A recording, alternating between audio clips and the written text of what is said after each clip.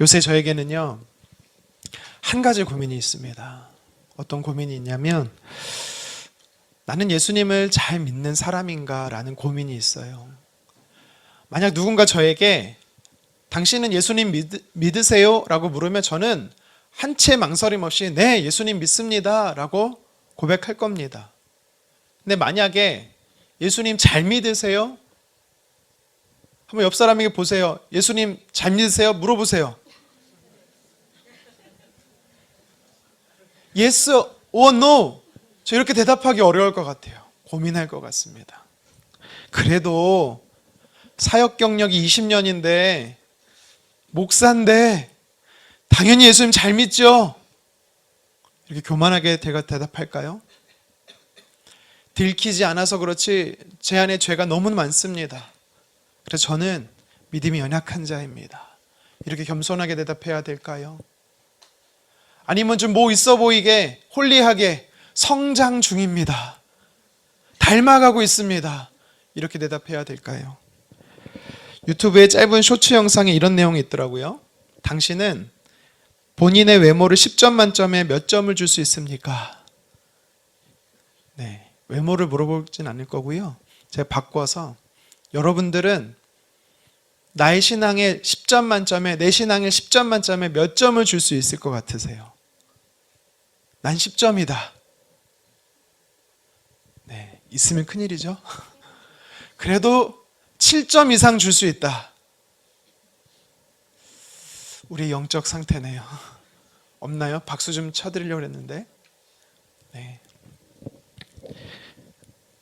내가 나 자신에게 믿음이 좋다, 뭐 점수를 후히 줄 수 있다. 여러분, 그것보다 더 중요한 게 뭔지 아세요?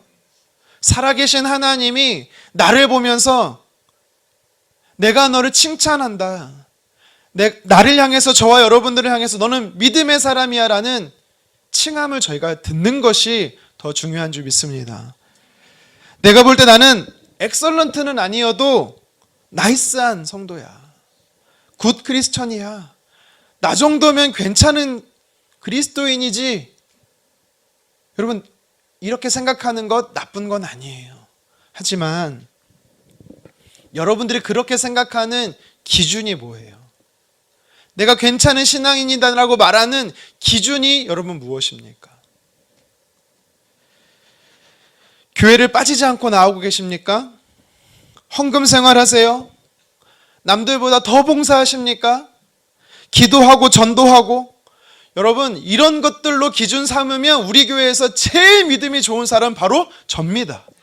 할렐루야, 하나님께 영광. 농담입니다. 여러분, 이게 삶의 신앙의 기준이 될 수 없어요. 신앙생활에서 제일 위험한 게 뭔지 아세요? 성경이 말씀하지 않는 자기 생각, 자기 기준으로 자기만의 신앙생활하는 겁니다. 내 기준에서 판단하고 결정하고 정죄하고 이것이요, 굉장히 위험한 신앙생활이에요. 빌립보서 2장 3절은 말합니다. 우리 같이 한번 읽어보도록 하겠습니다. 아무 일에든지 다툼이나 허영으로 하지 말고 오직 겸손한 마음으로 각각 자기보다 남을 낮게 여기고. 아멘. 신앙생활을 하는데 다툼으로 하지 말래요. 당연히 싸우면 안 되겠죠, 성도 사이에. 허영으로도 하지 말래요. 여기서 말하는 허영이 뭔지 아십니까?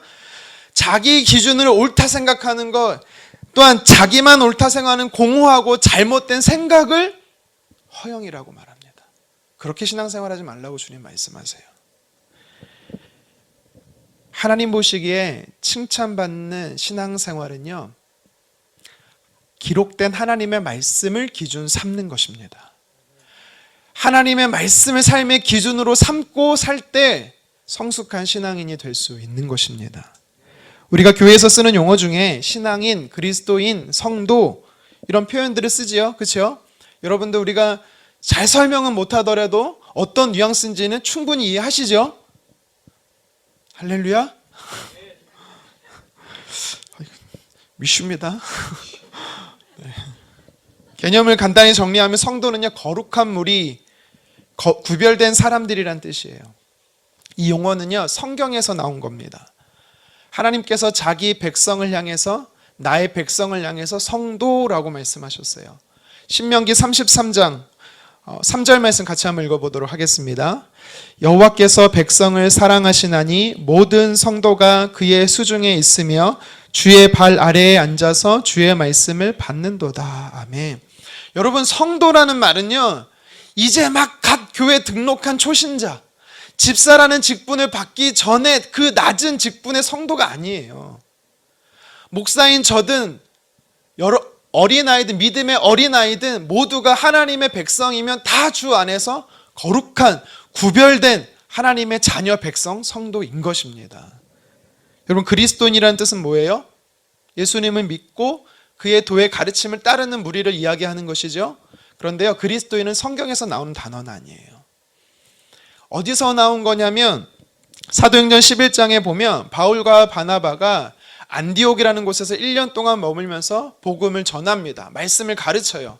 그때 예수님을 믿지 않는 사람들이 바울과 바나바 그리고 그들의 가르침, 예수의 가르침을 믿는 자들을 향해서 통틀어서 그리스도의 가르침을 따르는 자들, 즉 그리스도인이라고 칭한 거예요. 별칭처럼 별명처럼 부른 겁니다. 그런데 그 말이 너무나 정확했어요. 그래서 초대교회부터 교회는요, 전통적으로 그리스도인이라는 말을 쓰고 있습니다. 물론 여러분, 성도, 그리스도인, 또 신앙인 이 단어들을요, 혼용해서 사용해도 괜찮아요. 다 의미가 상통합니다. 하지만 정확하게 말하면 그리스도인이 곧 성도입니다. 예수 그리스도를 믿는 자가 곧 하나님의 백성이요 자녀인 것입니다.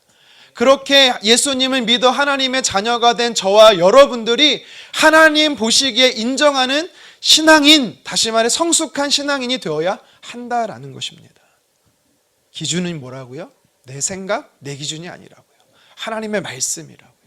그러면 오늘 본문으로 다시 돌아가서 우리가 하나님 보시기에 칭찬받는, 하나님 보시기에 성숙한 신앙인이 되기 위해서는요, 어떤 말씀을 삶의 기준으로 삼아야 할까요?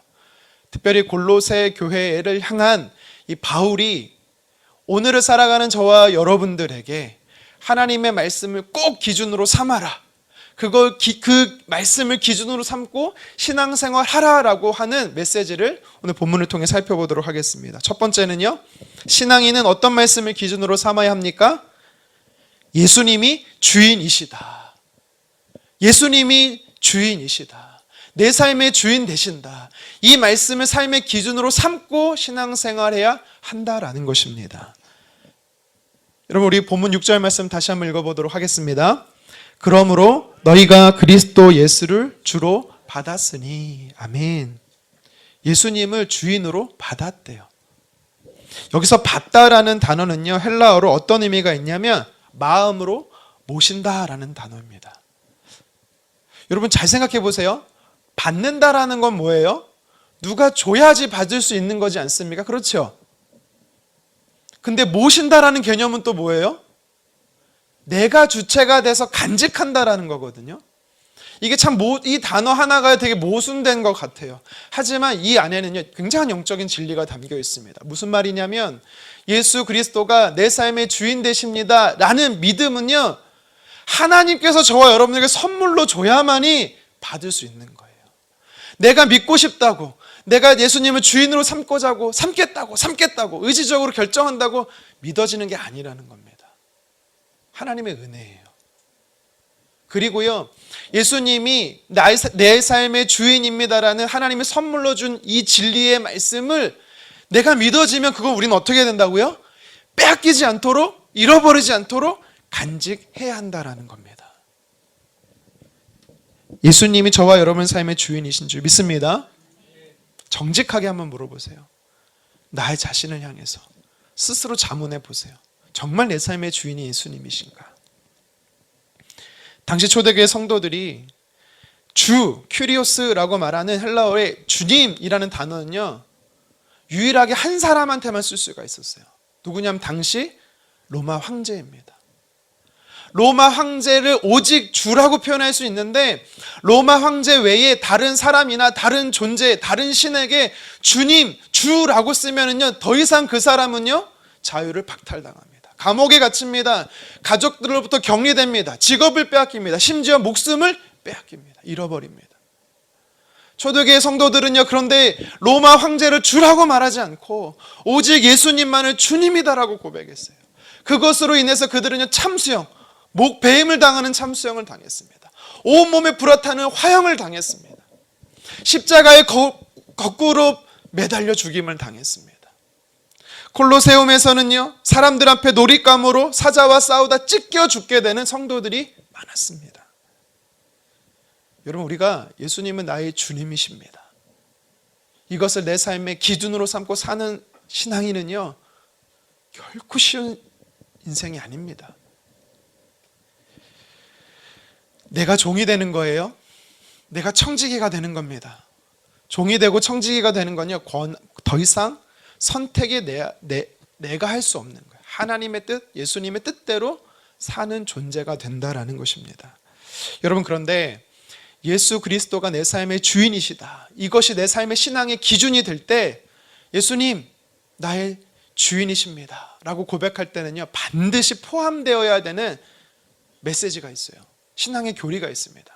3가지가 있는데요, 사실 한 가지 한 가지가 너무 중요해서 정말 길게 한 2시간씩, 그럼 다 집에 가시겠죠? 정말 중요한 메시지지만 짧게 여러분께 요약해서 말씀드릴게요.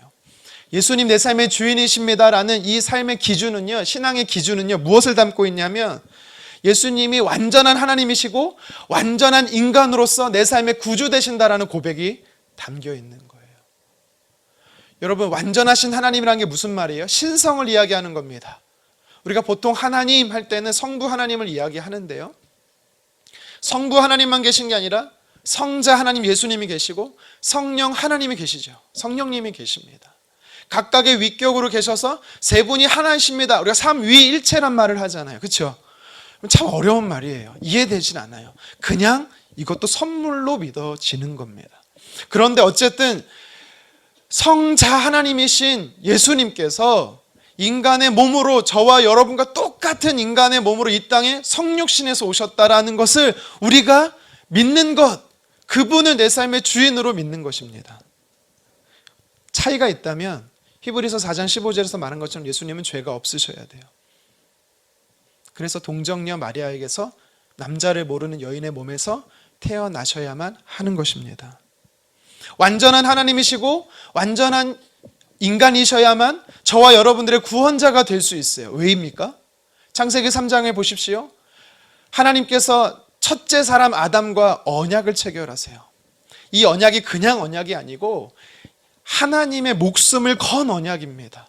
하나님의 생명을 건 약속이에요. 영원하신 분, 알파와 오메가 되시는 분, 죽지 않으시는 하나님께서 자기 목숨 생명을 걸고 언약을 맺었다라는 건 무슨 말이에요? 이 언약을 하나님은 절대 깨지 않겠다라는 겁니다. 하나님이 아버지 되시고 너희가 나의 자녀가 된다. 이 언약을요, 하나님이 자기의 생명을 걸고 맺어주셨어요. 그런데 이 언약을 누가 깹니까? 아담이 깹니다. 사람이 깹니다. 선악을 알게 하는 나무의 실과를 먹지 말라, 그것을 먹는 즉시 죽으리라 하셨습니다. 우리가 아담으로부터 그 언약 선악과를 먹게 됨으로 인해서 어떻게 죽습니까? 하나님과 친밀한 관계가 멀어지는 영적인 죽음을 겪습니다. 몸이 늙어 죽는 육체의 죽음을 맞습니다. 육체의 죽음뿐만 아니라 심판에서 영원한 지옥에 영원한 죽음을 얻게 되는 것입니다. 근데 하나님은요, 우리를 사랑하시기 때문에 저와 여러분들이 영원한 죽음 속에 가는 걸 원치 않으셨어요. 그래서 이 문제를 해결해 주고 싶었어요. 그게 무엇입니까? 바로 십자가의 부활, 죽음과 부활이죠. 구원입니다. 여러분, 이런 말 들어봤죠? 눈에는 눈, 이에는 이. 나 한 대 때리는 놈 있으면 한 대 이상 2대는 때려야 된다. 여러분, 이런 경우 많이 아시죠? 그런데 이것을 동해복수법이라고 하거든요. 이 원리가 창세기 3장의 성경에 그대로 담겨 있어요. 예수님의 생명을 걸고 약속한 언약은 이것을 깼다면, 하나님의 생명을 걸고 한 이 약속을 깼다면 하나님의 목숨의 가치가 그 생명을 다해야 죽을 때 이 언약을 회복할 수 있다는 겁니다. 그런데 누가 이 언약을 깼습니까? 사람이 깼죠. 사람이 죽어야 돼요. 그런데 그 목숨의 가치가 하나님의 가치여야 돼요. 예를 들어 볼게요. 여러분, 절대 그럴 일은 없겠지만 여러분이 만약 개미 한 마리와 언약을 맺었어요. 말도 안 되는 언약이죠.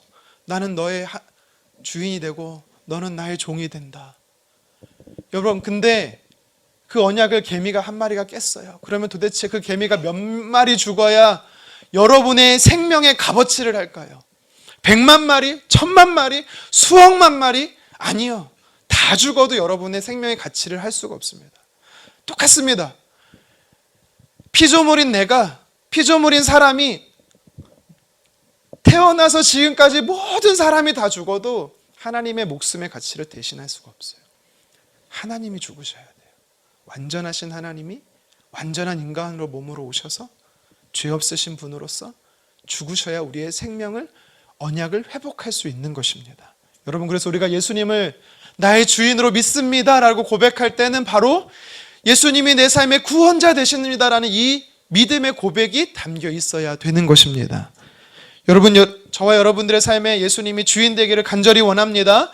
주인 되신 예수님이 나의 삶의 신앙의 기준 되기를 간절히 원합니다. 여러분, 이 고백에는요, 두 번째 의미가 담겨 있습니다. 무엇이냐면 예수님의 부활과 승천하심입니다. 예수님의 부활과 승천의 의미가 뭔지 아세요? 제가 오늘 반응을 보니까 좀 어려운 것 같아요. 그렇죠?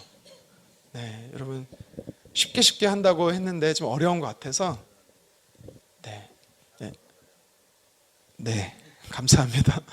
조금 더 쉽게 하겠습니다. 여러분, 부활하고 승천하실 때 성경에 하나님의 보좌 우편에 앉아 계시다라고 말하세요. 이 보좌 우편은 뭔지 아세요? 오른쪽 자리를 이야기하는 걸까요? 물론 그런 의미도 되겠지만 능력의 통치의 자리를 이야기하는 겁니다. 다시 말해서 우리가 예수님은 내 삶의 주인입니다라고 고백할 때 예수님은 지금도 살아 계셔서 모든 만물을 다스리시는 통치자 되신다라는 의미를 담고 있는 겁니다. 여러분, 저와 여러분들이 예수님이 내 삶의 주인이십니다. 이 예수님이 내 삶의 주인 되는 이 말씀을 삶의 기준으로 믿고 신앙생활해야 되는데 그 의미에는 또 어떤 게 담겨 있는지 아십니까? 완전하신 하나님이 완전한 인간의 몸을 입고 이 땅에 오셔서 나의 죄의 문제를 해결하셨어요. 죽으시고 부활하셨습니다. 그분은 지금도 하나님 보좌 우편에서 우리를 다스리시고 통치하시는 분이십니다. 그런데요, 약속된 그때가 되면 그 주님이 다시 오셔요. 2000년 전에 이 땅에 오실 때는 우리를 구원하실 메시아로 오셨어요. 그때가 언젠지는 모르겠지만 다시 오실 때는요, 이 땅을 심판하시는 재림주로 오시는 겁니다. 여러분, 그래서 우리가 예수님은 내 삶의 주인입니다, 이것을 내 삶의 기준으로 신앙생활할 때는 이 세 가지를 분명히 여러분들이 확신해야 돼요. 예수님은 구원자 되십니다. 예수님은 통치자 되십니다. 예수님은 심판주, 재림주 되십니다. 이 사실이 있어야 건강한 신앙생활, 성숙한 신앙인이 되는 겁니다.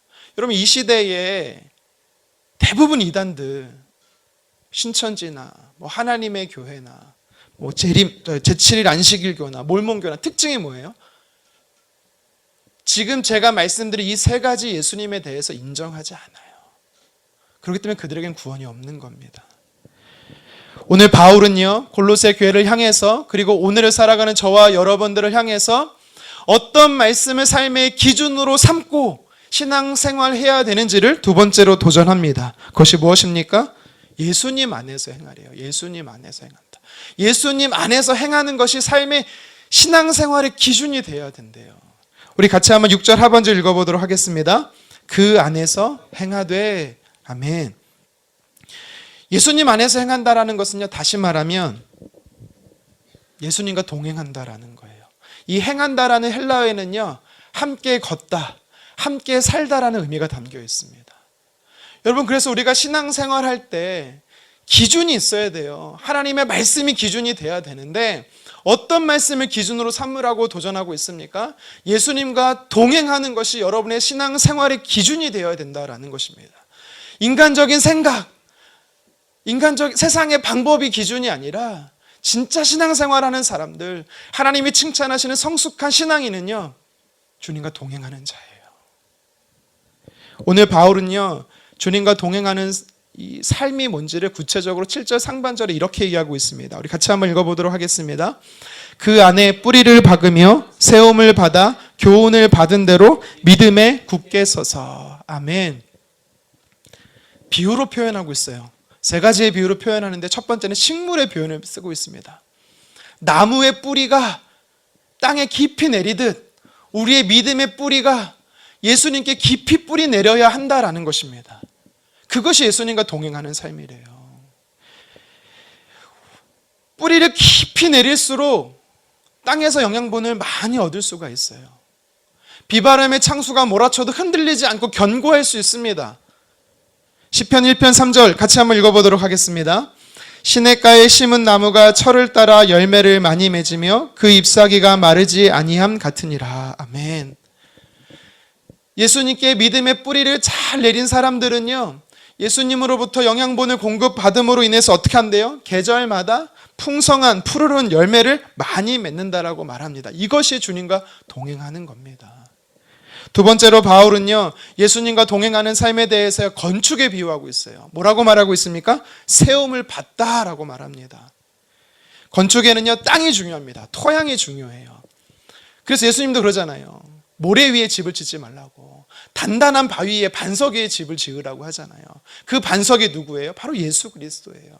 예수님 터 위에, 땅 위에 나의 생각과 나의 계획과 내 인생의 집을 세워갈 때 환난과 핍박과 고난이 계속해서 내 삶에 찾아오지만 승리할 수 있다라는 겁니다. 마태복음 7장 24, 25절 함께 읽겠습니다. 그러므로 누구든지 나의 이 말을 듣고 행하는 자는 그 집을 반석 위에 지은 지혜로운 사람 같으리니 비가 내리고 창수가 나고 바람이 불어 그 집에 부딪히되 무너지지 아니하나니 이는 주추를 반석 위에 놓은 까닭이요. 아멘.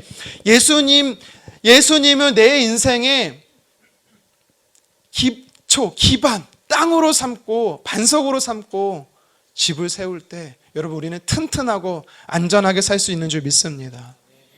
바울이 예수님이 내 삶, 예수님과 동행하라고 도전하면서 그것이 기준이 되어야 된다라고 이야기를 하면서 한 가지 더 비유를 들어요. 어떤 비유를 드냐면 스승과 제자 관계에 사제지간의 비유를 듭니다.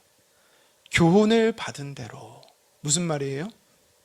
어떤 스승에서 어떤 선생님에게서 가르침을 계속해서 받느냐에 따라서 양적으로 질적으로 전혀 다른 인생으로 바뀐다라는 것입니다. 저와 여러분들은 예수님을 스승 삼아야 돼요. 예수님의 가르침을 받아야 돼요.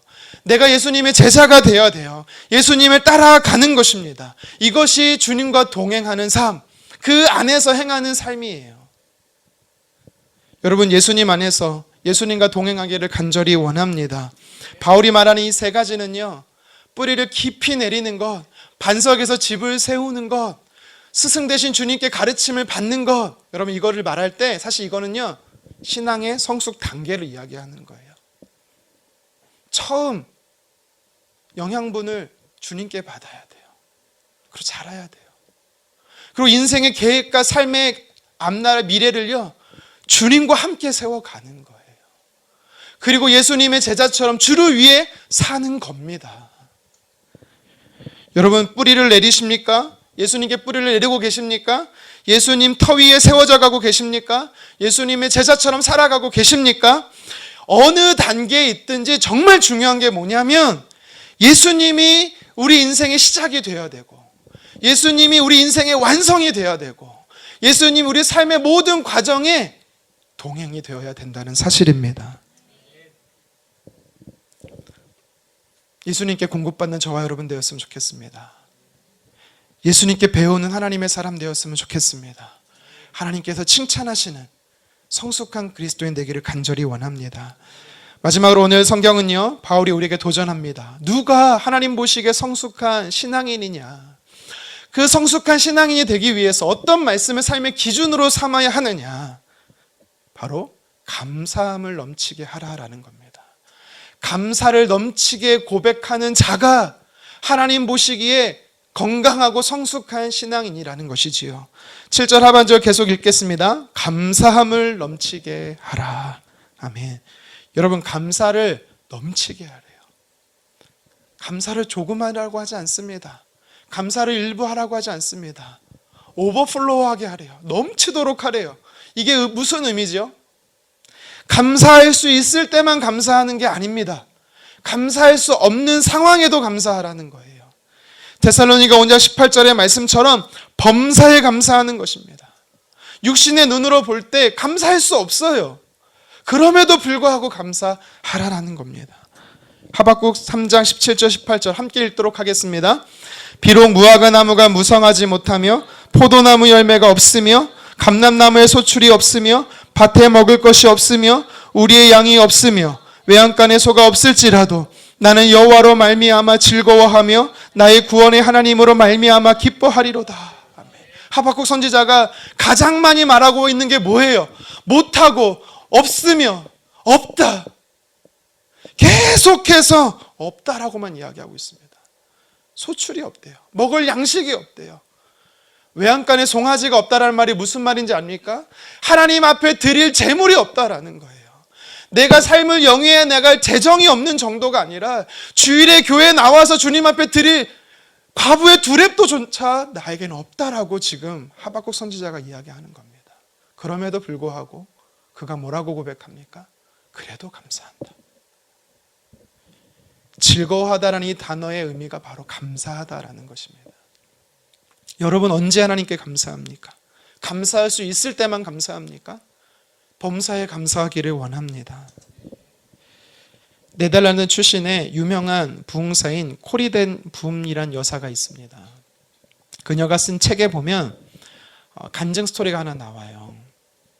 신실한 기독교 가정에서 자랐는데 2차 세계대전 때 네덜란드가 독일에 이제 함락되다 보니까 이 나치 이 유대인들을요 그들이 숨겨줬어요. 이게 발각이 된 거예요, 나치에. 그래서 이 콜이라는 여인뿐만 아니라 그의 온 가족이 다 수용소 감옥에 들어가게 됩니다. 콜이는요 그의 언니 베시와 함께 같은 방에 감금이 되었는데요. 자유를 빼앗긴 거, 가족과 멀어진 거, 먹을 수 없는 거, 추위 다 고통스러웠지만 정말 고통스러운 게 한 가지 있었는데 그것은 바로 하나님의 말씀을 읽을 수 없었다라는 것입니다. 신체 검사를 받는 도중에 한 신앙인 간호사가 코리 여사에게 말합니다. 살짝 귀에 대고 말합니다. 지금 당신에게 가장 필요한 게 뭡니까? 제가 가져다 주겠습니다. 마시지 못했어요. 물이 필요했습니다. 먹지 못했어요. 양식이 필요했습니다. 너무 추웠습니다. 따뜻한 옷 한 벌이 필요했습니다. 그런데 그녀는요 하나님의 말씀이 필요합니다. 성경을 가져다 주십시오. 들키지 않게 이 코리 여인은요 그 간호사에게 성경책을 받았습니다. 너무 말씀이 귀했어요. 말씀을 읽는데 한 구절이 그녀의 가슴을 후벼 팠습니다. 데살로니가전서 5장 18절이에요. 범사에 감사하라. 그녀는요 아침에 일어나서 감사를 실천했습니다. 고된 수용소 생활 속에서 감사를 생활했습니다. 밤에 잠을 잘 때 감사하기 시작했어요.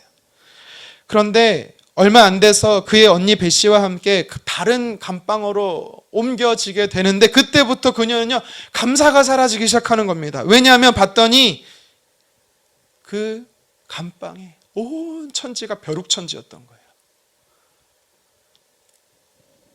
지난주에도 해충 얘기하고 이번 주에도 해충을 얘기하고 온몸이 간지럽고 너무 더러워서 감사할 수가 없는 겁니다. 그런데요 그의 언니가 무릎 꿇고 이렇게 기도하는 겁니다. 하나님 우리에게 벼룩을 주셔서 감사합니다. 이해는 안 됐지만 그 언니의 고백에 콜이라는 여인도요 하나님 앞에 감사합니다. 주님 감사합니다. 근데 시간이 며칠 지나지 않아서요 이게 감사의 조건이 된 것을 깨달았습니다. 왠지 아십니까? 그 방 전체에 그 지역 전체에 벼룩이 너무 성행하다 보니까 간수들이 독일군이 일체 그쪽으로 오질 않는 거예요. 마음 놓고 성경을 읽는 것입니다. 마음 놓고 하나님의 말씀을 가지고 그곳에 있었던 이 감옥에 있던 이 동료들과 하나님의 말씀으로 교제하고 시작하고 기도하기 시작하는 거예요. 그래서 그곳이 바로 하나님의 임재가 충만한 천국이 되었다라고 고백을 하는 것입니다. 감사할 수 없는 상황 속에 감사했더니 기적이 그들에게 일어난 것입니다. 여러분, 감사는 하나님의 은혜를 담는 그릇이다라는 말이 있습니다. 여러분의 감사의 그릇을 확장시키세요. 감사의 그릇을 넓히세요. 하나님께서 여러분에게 크신 은혜를 부어줄 줄 믿습니다. 감사는 영적 습관입니다. 습관이 생활화되도록 계속해서 끊임없이 연습해야 되는 것입니다. 여러분, 믿음이 자란다라는 것을 다른 말로 하면 무슨 말인지 아세요? 감사가 늘어간다라는 거예요. 그 사람이 진짜 신앙인인지는요, 그의 입술에서 나오는 감사가 얼마나 많느냐에 따라서 알 수 있는 겁니다. 그에게서 감사가 사라졌습니까? 그는요, 믿음이 떨어졌다라는 겁니다. 감사하는 삶이 영적인 힘이 있습니다. 감사할 때 세상을 이길 수 있는 것입니다. 여러분, 우리는 오늘 추수감사를 주일로 하나님 앞에 예배하고 있습니다. 추수감사의 시작이 무엇입니까? 초막절이에요. 유대인들의 초막절입니다. 초막절기를 언제 지켰습니까? 애굽에서 노예가 된 것이 해방이 된 이후에 40년 동안 광야에서 그들이 방황할 때 하나님께서 구름기둥과 불기둥으로 지켜주시고 인도하시고 함께 하신 것을 기억하면서, 그래서 그들이 살았던, 그래서 장막절이라고도 하잖아요. 뿐만 아닙니다. 1년의 양식들을 수확하고 나서 그거를 창고에 넣어두고 그리고 나서 초막절을 지켰어요. 그래서 수장절이라고도 하잖아요. 여러분, 우리가 무엇을 감사해야 돼요? 진노의 자녀였는데 하나님이 강건하셔서 하나님 백성 삼아 주신 것, 출애굽 시켜 주신 것, 여러분, 이거는 우리가 끊임없이 감사를 감격하며 고백해야 되는 것입니다. 나의 삶 속에서 하나님께서 구름기둥과 불기둥으로 지켜주시고 먼저 앞서가 주시고 떠나지 않으시고 보호하시고 따뜻하게 시원하게 상황을 보호해 주시는 것, 감사의 조건이에요. 내 노력으로 수입을 얻은 것 같지만 인컴은요, 모든 것이 하나님께서 공급해 주신 겁니다. 일용할 양식을 공급해 주시는 분은 하나님이십니다. 그래서 우리는 감사할 수 있어야 되는 겁니다. 감사를 넘치게 하는 것, 그것이 우리의 삶 안에 신앙인의 기준이 되어야 돼요. 그것이 하나님께서 기뻐하는 신앙인의 모습입니다. 말씀을 정리하겠습니다. 오늘 성경은 저와 여러분들에게 하나님께서 기뻐하시는 신앙인, 참 신앙인, 성숙한 신앙인으로 살려면 어떤 말씀을 내 생각, 자기 기준이 아니라 어떤 말씀을 기준으로 삼고 살아야 하는지 도전하고 있습니다. 골로새 교회를 향해서, 저와 여러분들을 향해서 바울은 3가지로 도전하고 있어요. 첫 번째가 무엇입니까? 예수님을 내 삶의 주인으로 모시는 것. 이것이 기준이 되어야 돼요. 완전하신 하나님이 완전한 인간으로 이 땅에 오셔서 죄는 없으신 분께서 저와 여러분들을 향해서 나를 위해서 십자가에 죽으시고 피 흘리시고 3일 만에 살아나신 것, 그래서 죄의 문제를 영원히 해결해 주신 것, 구원자로서 예수님을 내 삶의 주인으로 모셔야 합니다. 이것이 신앙생활의 시작이 돼야 돼요. 기준이 돼야 돼요. 그 부활하신 주님은요, 지금 승천하셔서 하늘 보좌 우편에 계셔서 온 만물을, 만유를 통치하시는 능력의 예수님이십니다. 통치자 되세요. 그 사실을 고백해야 돼요.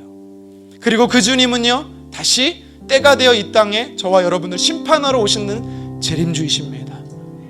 구세주 되신 예수님, 통치자 되시는 예수님, 능력의 예수님, 그리고 심판의 재림주 예수님, 그 주님을 저와 여러분들이 주인으로 모시고 우리는 신앙생활해야 되는 것입니다. 계속해서 바울은요, 두 번째로 우리에게 무엇을, 어떤 말씀을 기준으로 삼고 신앙생활하라고 말하고 있습니까? 예수님과 동행하라고요. 예수님 안에서 행하라고요. 예수님과 동행하는 삶이 뭐라고 3가지로 표현해 주셨어요? 믿음의 뿌리를 예수님께 내리라는 것입니다. 신앙생활의 시작이 예수님이 되어야 된다라는 거예요. 예수님을 반석 토양으로 삼아서 우리의 삶의 계획, 우리의 미래의 진로, 모든 것을 예수님 안에서 세워가라라는 것입니다. 나의 스승 되신 예수님, 내가 예수님의 제자가 돼서 따라가는 겁니다. 가르침을 날마다 받는 것입니다. 그게 예수님과 동행하는 거예요. 그 삶이 저와 여러분의 신앙생활의 기준이 되어야 합니다. 마지막으로 도전합니다. 감사가 넘치는 삶, 이것이 우리의 삶의 기준이 되어야 돼요. 언제 감사해야 됩니까? 감사할 수 있을 때만 하는 것이 아닙니다. 감사할 수 없을 때 범사에 감사하래요. 먼저 감사하래요. 어디서든지 감사하래요. 끊임없이 감사하래요. 그것이 하나님께서 기뻐하시는 신앙의 삶이래요. 그래서 저와 여러분들이 예수님을 주인으로 모시고 예수님과 동행하며 감사가 넘치게 하는 이 말씀을 삶의 기준으로 삼아서 하나님께서 인정하시고 칭찬하시는 성숙한 그리스도인 신앙인 되기를 주님의 이름으로 축원합니다.